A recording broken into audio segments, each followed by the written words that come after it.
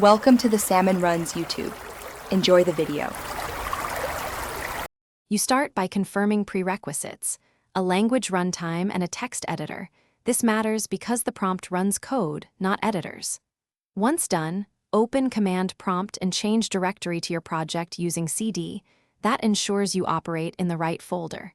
Create a file immediately, echo, or the editor so you can iterate.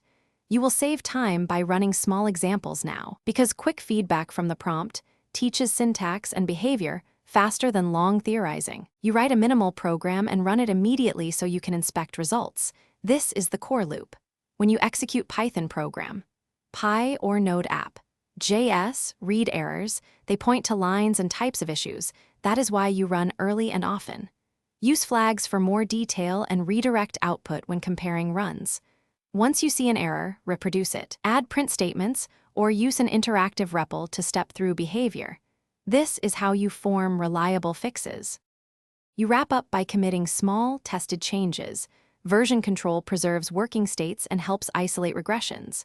Then automate repetitive runs with a script or task runner, because one command saves time and prevents mistakes later. Make sure to test the automation locally before relying on it.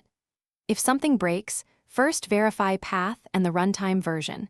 Mismatched interpreters or file encoding cause silent failures. That single troubleshooting step fixes most issues quickly, so start there. Thanks for watching. Consider subscribing if we helped you.